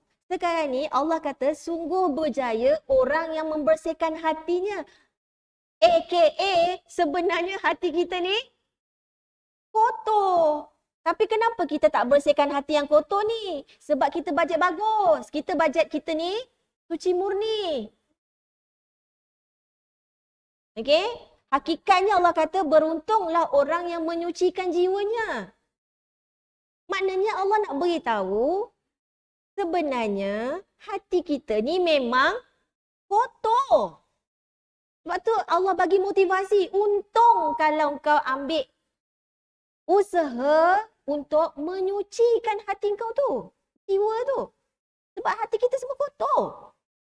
Dalam beramal ibadah pun terselit juga apa? Riak lah, itulah, inilah. Okay? Allahu Akbar. So, mengaku tak ni? Mengaku kan? Hati kita memang tak payah nak perasan lagi lepas ni. Okay? Kau pakai apa? Klorok. Akak, klorok, detol, air panas. Tak payah Kita dah memang mengaku hati kita memang, sebab memang Allah dah kata kan, Allah bagi dua-dua sekali, fujur dengan takwa, memang ada lah. So sekarang ni kita dah sedar hati kita kotor, maka nak biar je ke? Kenalah bersihkan. Okay? So wujud ke hati yang bersih? Dia tu mulut je jahat, hati dia baik, hati dia bersih. Wujud. Cuma Nabi Muhammad sallallahu alaihi wasallam exceptional. Hati Rasulullah memang bersih. Sampai disuruh doa binasa, Rasulullah doakan dapat hidayah. Cuba kalau kita. Okey, Allahu Akbar. Subhanallah. Kecuali Rasulullah hatinya memang bersih. Okey? So tak ada hati yang bersih. Jadi syukur, alhamdulillah, hati aku bersih. Boleh cakap macam tu? Boleh? Akak alhamdulillah, hati akak bersih. Boleh cakap macam tu? Tak ada tak ada. So jangan bajet suci. Okey. Cuba tengok surah An-Najm. Surah ke-53. Ayat 32.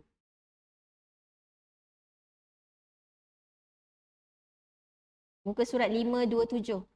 527. Al-Quran muka surat 527. Kita tengok ayat 32. Sampai 31 sebab dia mula dengan al-ladzina. Okay, ayat 31 Allah berfirman, walillahi ma fis samawati wa ma fil ard. Bila Allah guna je langit bumi, mesti ada benda besar yang Allah nak beritahu, kan? Okay? Mesti ada benda yang kita lalai, kita leka. Sampai Allah kata, kau lupa siapa pemilik langit dan bumi? Walillahi ma fis samawati wa ma fil ard. Dan Allah jualah yang memiliki segala yang ada di langit dan yang ada di bumi, diciptakan semuanya tu. Okay? Ingat, Allah yang cipta. Bila Allah yang cipta, mestilah Allah yang pemilik. Untuk membalas orang yang buat jahat menurut apa yang mereka lakukan. Dan membalas orang yang buat baik dengan balasan yang sebaik-baiknya. Kalau kita rasa kita dianiaya, kita rasa sedih, okay, kita rasa tak ada hidup kita ni, kita down, di titik yang terendah, ingat Allah pemilik langit dan bumi. Allah pencipta, jadi Allah berkuasa buat apa saja dan Allah mampu membalasnya kalau aku memilih untuk bersabar. Contoh ayat 32, apa Allah kata? Allazina yajtanibuna kaba'iral ithmi wal fawahish.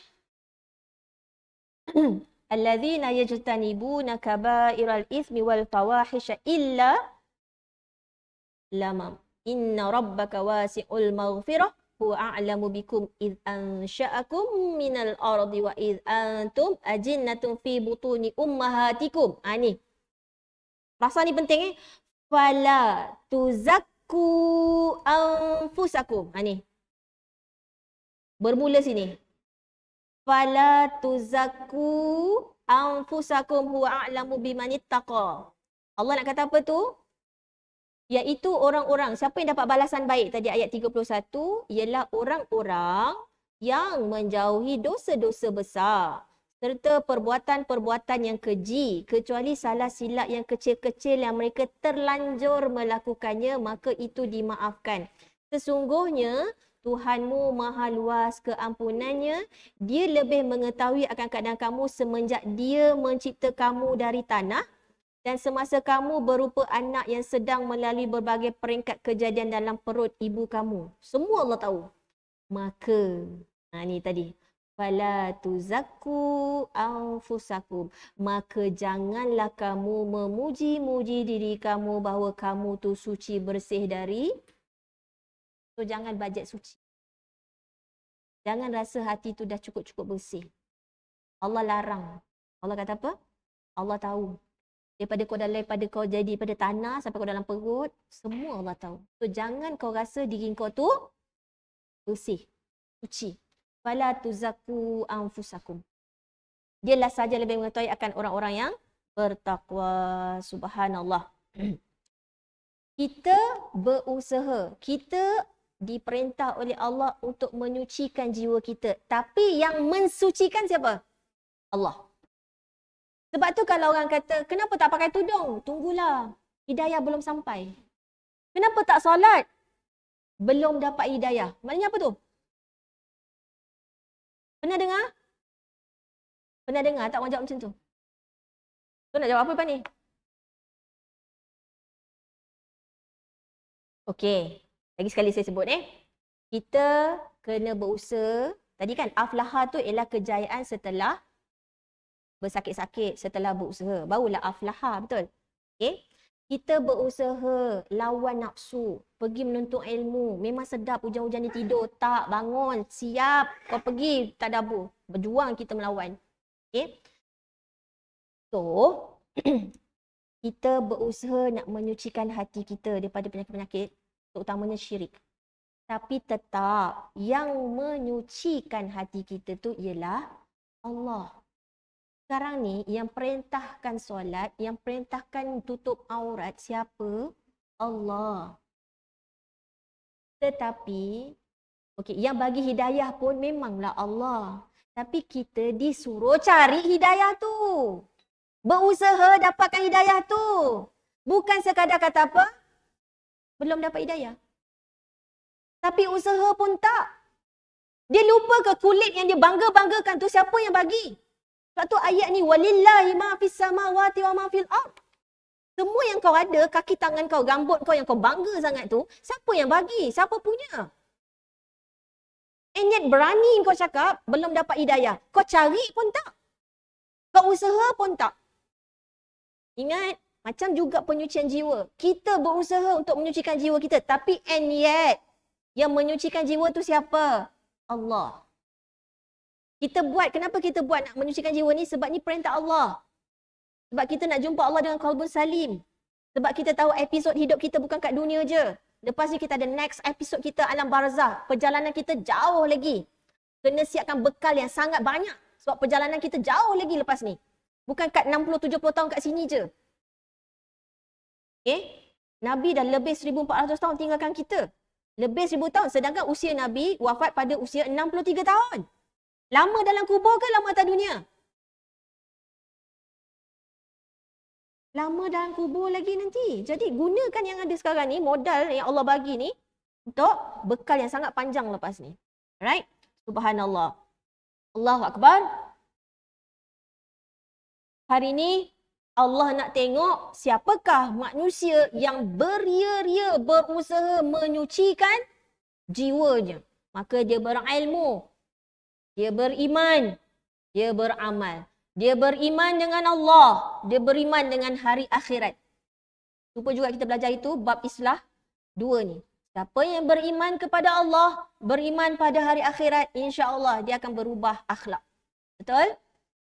Rasulullah, hadis Nabi, siapa yang kalau kau beriman kepada Allah dan hari akhirat, berkatalah yang baik ataupun diam. Rasulullah pun gunakan 2 tu. Okay?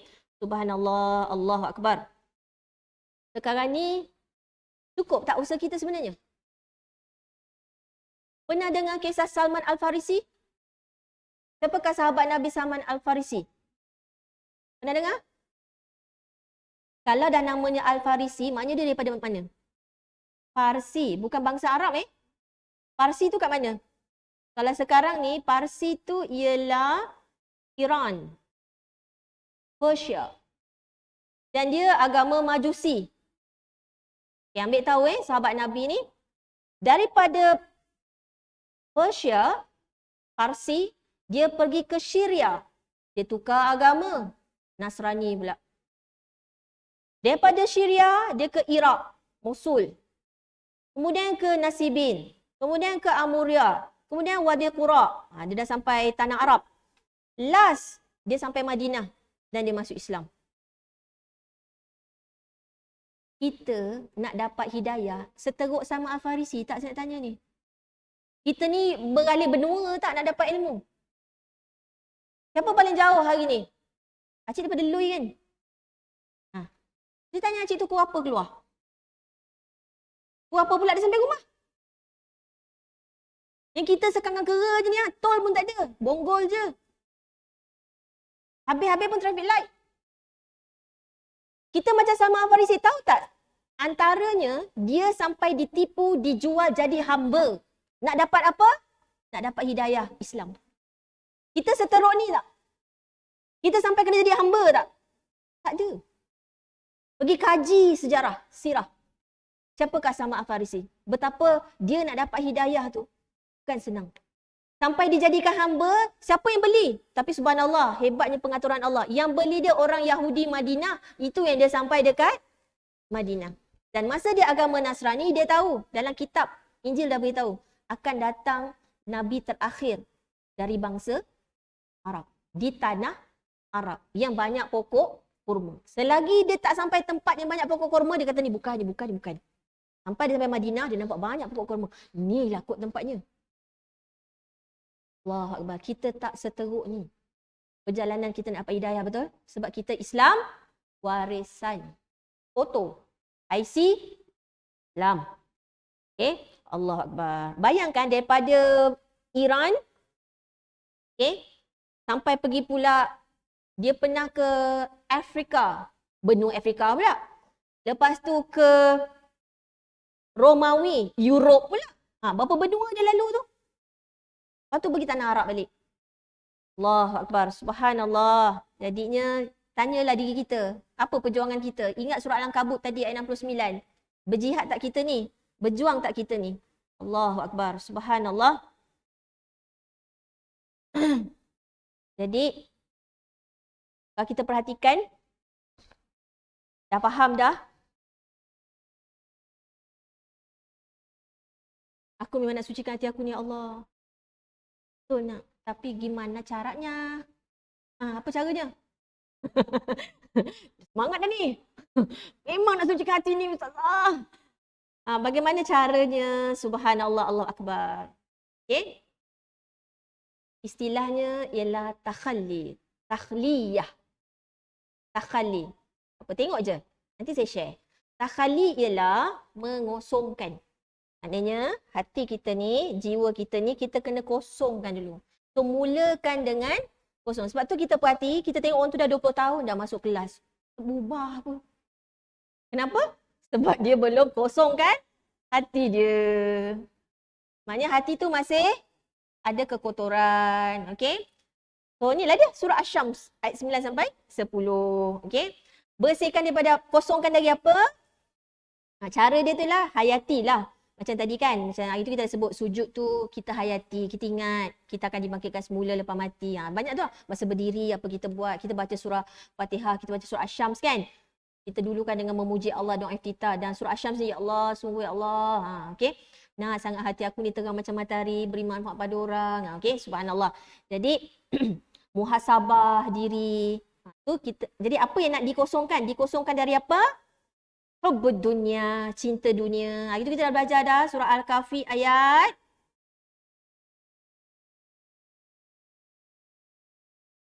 ayat 28. Wasbir.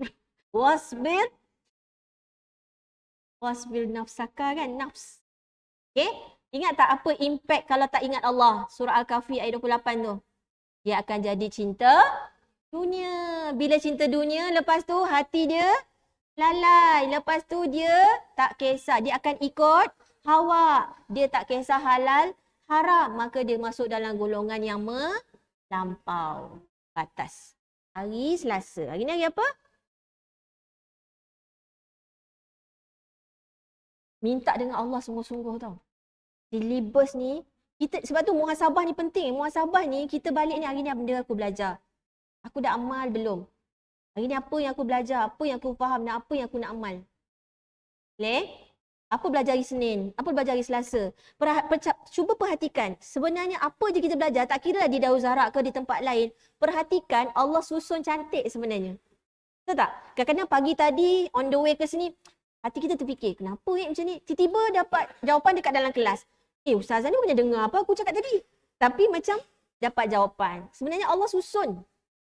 Subhanallah, Allah Akbar. Lagi, tamak, ujub, riak, takabur, hasad, sum'ah. Ni nak di apa ni? Nak dibuang. So hati kita takhalli dulu. Kosongkan dulu. Sifarkan dulu. Kosongkan dulu. Okay, lepas tu kena buat apa? Daripada kha jadi tahalli. Tahalli. Tahliyah. Okay, iaitu kita hiaskan diri kita. Dah kosong, kita lah.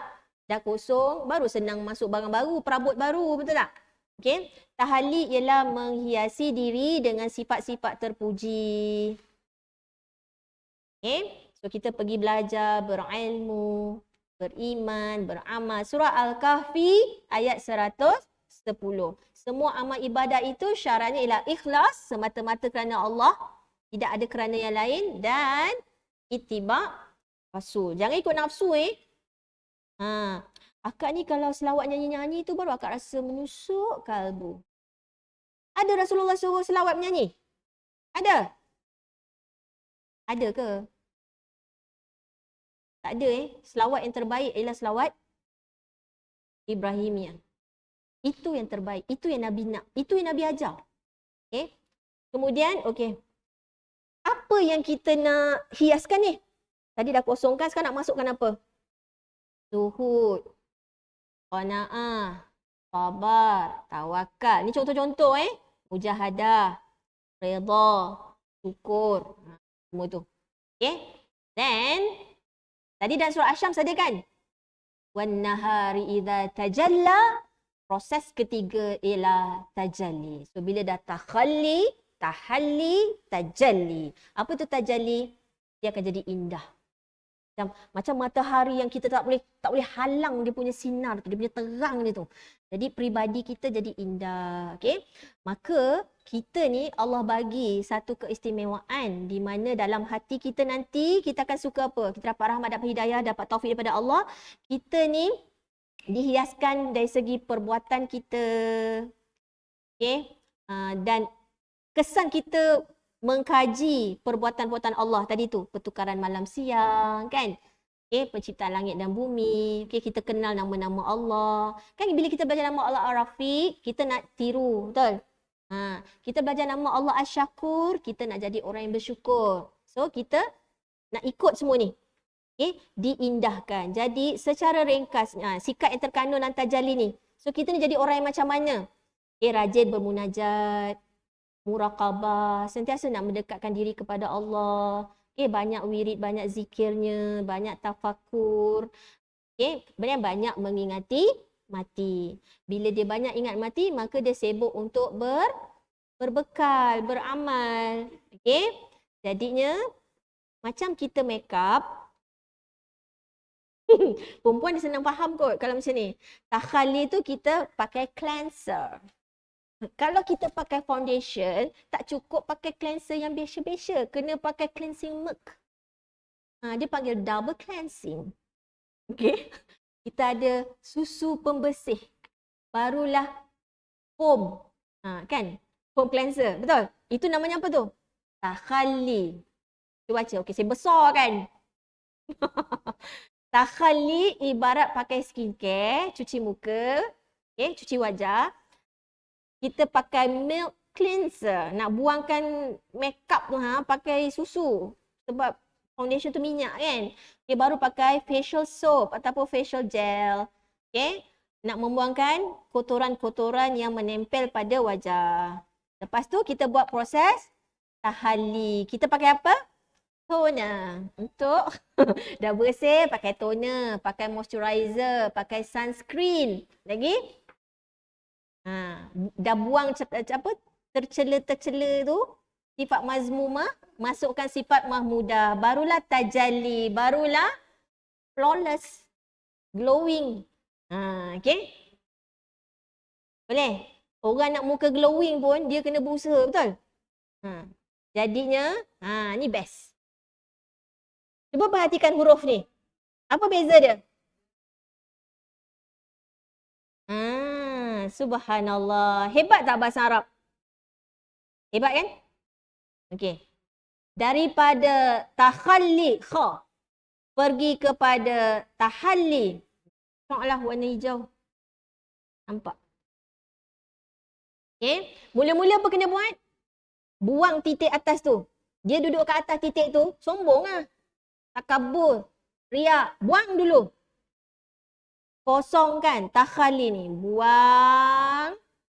Ada titik tak? Dia dah kosong. Dah buang dah titik kat atas yang sombong tu.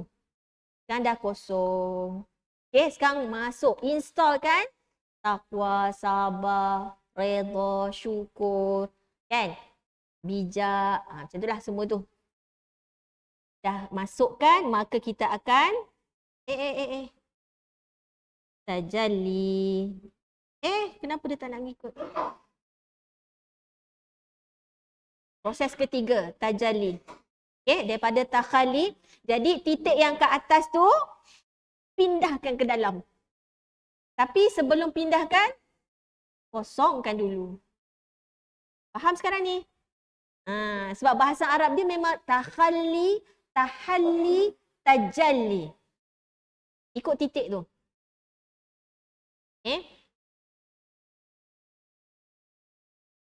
Lupa pula nak buang arrow. Ya.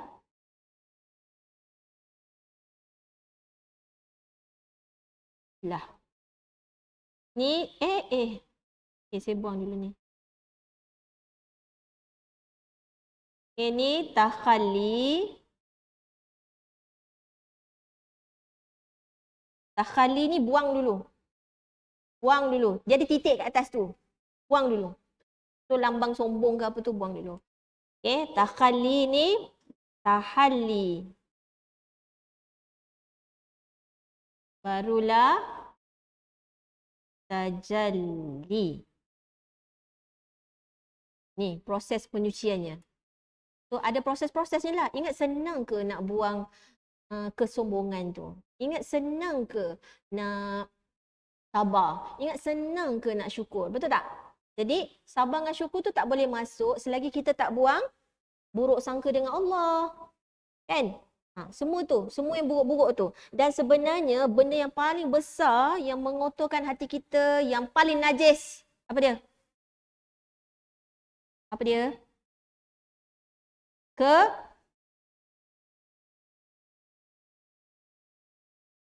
Tahu tak apa yang paling najis? Surah At-Taubah ayat 28.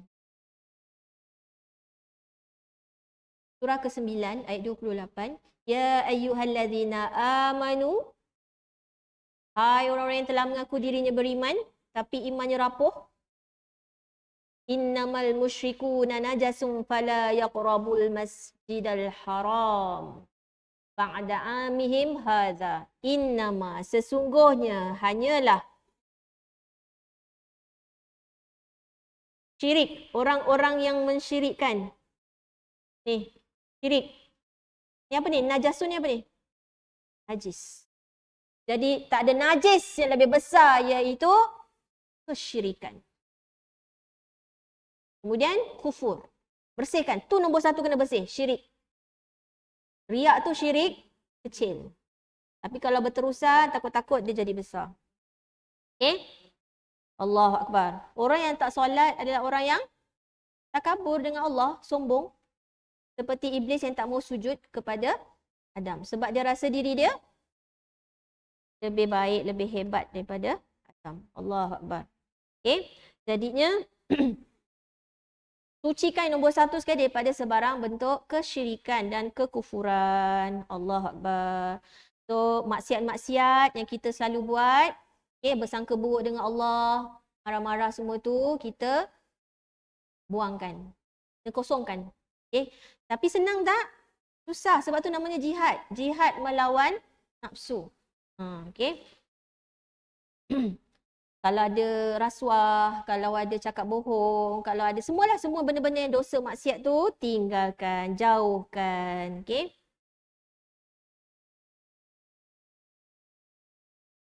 Subhanallah, Allahu Akbar. Kenapa kita kena tinggalkan, kenapa kita kena kosongkan semua ni? Sebab kita nak jadi orang yang tadi tu, yang beruntung, yang bahagia, yang berjaya. Qad aflaha man zakkaha. Okey. Sebab kita nak apa tadi? Dapat syurga, selamat dari api neraka, selamat dari azab Allah. Jadi hari ni kenapa Allah tak jadikan takwa je? Kenapa ada fujur? Kenapa? Surah Al-Mulk ayat 2 kan Allah dah beritahu, allazi khalaqal mauta wal hayata liyabluwakum ayyukum ahsanu amala. So kalau semua ni ilham takwa je, tak ada ilham fujur, jadi tak ujian? Sebab kita ni takwa je. Tak ada benda yang nak mengusik kita. Jadi tak? Katalah cikgu nak buat periksa, tapi bagi soalan, contoh dia darjah 6, kita bagi soalan tadika. Dia rasa challenge tak? Budak darjah 6 buat soalan tadika. Of course lah, ni bukan ujian ni. Dia tak rasa pun. Jadi kalau dia dapat kejayaan pun dia tak bersyukur. Dia rasa kacang je, senang je. Betul tak? Okay. Dia tak berjuang. Tak ada nilai-nilai perjuangan kat situ. Right? Subhanallah. So memang manusia ni ada dua potensi. Ada dua keinginan sebenarnya. Tapi berdasarkan ilmu, iman, takwa yang akan ilmu dan iman yang akan mendorong dia nak pergi ke arah fujur atau ke arah takwa. Dua-dua tu memang ada, tapi Allah sedang uji kita yang mana satu yang kita pilih. Ketika kita diuji musibah, adakah kau memilih untuk sabar? Ketika kau dapat nikmat, adakah kau pandai bertaat pada perintah Allah? Okay? Subhanallah. Jadi, dengan ilmu lah, dengan iman lah, baru kita boleh kalahkan nafsu. Nafsu yang mana tu? Nafsu ammarah. Nafsu ammarah. Nafsu ammarah ni apa? Nafsu yang mengajak kita menuju tadi tu, fujur. Okay? Dia sentiasa mendorong kita ke arah situ. Tapi kalau nafsu lawamah, dia akan gesa kita untuk menuju takwa. So baik kan? Subhanallah, rahmat Allah. Allah bagi kita. Okay? Dia ada nafsu ammarah. Ammarah tu daripada amar. Tahu tak kalau kita belajar bahasa Arab fi'il amar? Fi'il amar, fi'il apa? Fi'il perintah. Jadi kalau siapa ikut nafsu ammarah, dia ikut perintah siapa? Dia ikut perintah nafsu. Nafsu yang memerintah dia. Nafsu jahat. Okay? So nafsu lawamah adalah nafsu yang menggesa manusia untuk menuju ketakwaan. Nafsu terbalik. Betul tak saya terbalik? Nafsu amarah. Nafsu yang menggesa manusia menuju kefujuran. Nafsu lawamah. Nafsu yang menggesa manusia menuju ketakwaan. Yang kita nak sucikan ni, yang kita nak cuci ni, nafsu amarah. Itu yang kita nak cuci kan? Nak cuci. Jadi, kalau kita pandai memanfaatkan nafsu lawamah, maka kita akan naik ke nafsu mutmainnah. Faham Yang paling rendah nafsu apa? Amarah. Tapi kalau kita dengar cakap perintah dia ni, okey, padahal nafsu lawamah ni ada juga. Nafsu lawamah kata, jangan buat macam tu. Kalau orang nampak macam mana? Kan? Dia baru nak mencuri lah ni. Konon-konon ada plan nak mencuri. Kalau orang nampak, sebenarnya nafsu lawamah dah bagi tahu tu. Kalau orang nampak, masak kau. Tapi dia lawan. Dia pergi dengar perintah nafsu amarah. Apa jadi? Dia ke fujur. Tapi kalau dia nafsu lawamah tu dia pandai, dia ambil manfaat, dia sedekah RM5, dia kata apa? Dari dulu kau ni sedekah RM5 je. Duit kau kan banyak. Dividen macam-macam dividen. Apa salahnya naiklah RM10. Itu nafsu lawamah tu. Dia suruh kita jadi lebih baik. Bila kita dengar, kita akan naiklah kepada nafsu mutmainnah. Dari dulu witir 1 rakaat je. Nak upgrade lah witir jadi 3. Boleh? Itu pun witir sambil baring. Kita ubah. Kau kata dah belajar. Naik lagi. Okay? Meningkat. Jadi nafsu mutmainnah. Alright? So, kita dah faham dah tu. Jadi, apa kena buat? Nak berjaya tak? Tapi ayat tu kata ulama, baru ni, hari ni dah ada niat ni. Allah betul ni, ya Allah aku nak, apa nombor satu tadi? Takhalli, aku nak tahalli, supaya aku tajalli. Baru ada tu pun, baru belajar hari ni, dah nak buat pun Allah kata apa? Beruntung kau. Maka beruntunglah engkau. Apatah lagi kita berjuang habis-habisan hingga akhir hayatnya. Boleh? Boleh? Macam mana matahari? Kalau